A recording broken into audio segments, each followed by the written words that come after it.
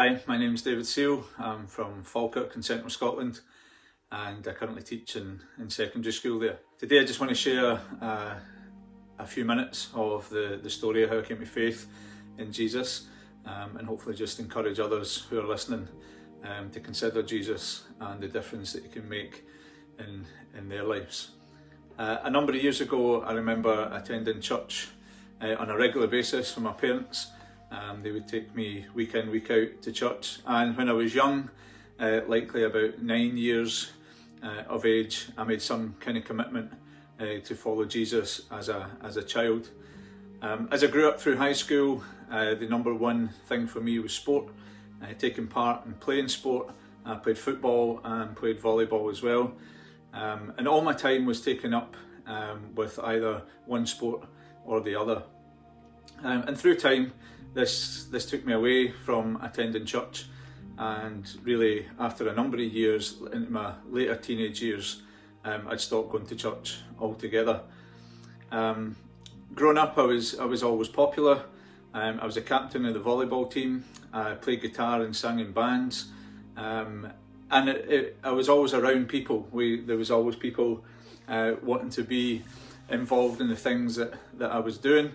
And it was great at the time to think that I was Mr. Popular and things were really great. I progressed from college into a career in the police when I was young. I served as a police officer, and when I was young I got married as well. All these things at a young age took their toll, and the marriage became difficult. There was serious financial difficulties. A breakdown of the relationship and the marriage, and just a few months after my son was born, I separated from my ex-wife. That was a difficult personal time. However, I found myself alone, and really for the first time in a long time I found myself alone. The so-called friends that were always wanting to be around and wanted to check in and see how I was doing, no one came to see me. I found myself in a house that I didn't want to be in, all alone, and really probably feeling sorry for myself.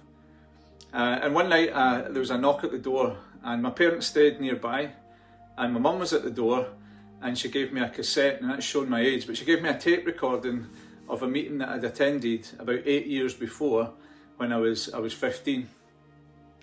And at the start of this, I started playing this tape, and I could hear an American man speaking, and then I could hear my own voice. And I had no idea what was on this tape. But I'd attended that meeting when I was 15, and at the end of the service, the American that had been speaking called me out of the congregation. He asked me to go forward and receive prayer. And at the time, I never really thought anything about it. I didn't listen to what he was saying. But as I heard that recording, sitting alone in my house that night, the recording, I could hear the man say, "You feel insignificant in the eyes of God. You feel insignificant in the eyes of your family. You're an angry young man. If you give your life to Jesus, he will give you the desires of your heart." I played that tape over and over. I was sitting there with all the broken pieces of my life, wondering how I was going to put that back together. And when I heard that if I'd give my life to Jesus, he would give me the desires of my heart, I thought, well, do you know what? I've tried absolutely everything else. Perhaps it's time to go back to my faith. I thought I had to go and put all the broken pieces together myself.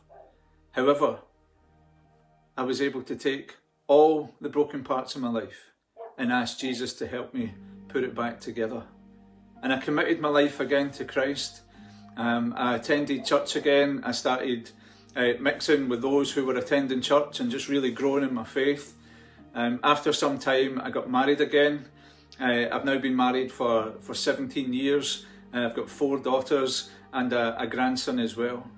And really in the midst of all of that, Jesus took me out of all these situations. He didn't wave a magic wand and everything was going to be perfect in life, but he walked through every single situation with me. No matter what I had to deal with, no matter what came ahead in the years that were to come, I didn't do it alone. I did it with Jesus walking side by side with me, leading me forward. I hope that's an encouragement to you today, that regardless of what's going on in your life, regardless of the broken pieces and the mess and how much you've stuffed up and you can't do anything about it, that's fine, because Jesus can. And he's calling you today to commit yourself to him. Don't try and go alone. Don't be on your own. Say yes to Jesus and allow him to direct the paths of your life. It worked for me, and I'm sure it can work for you too. Amen.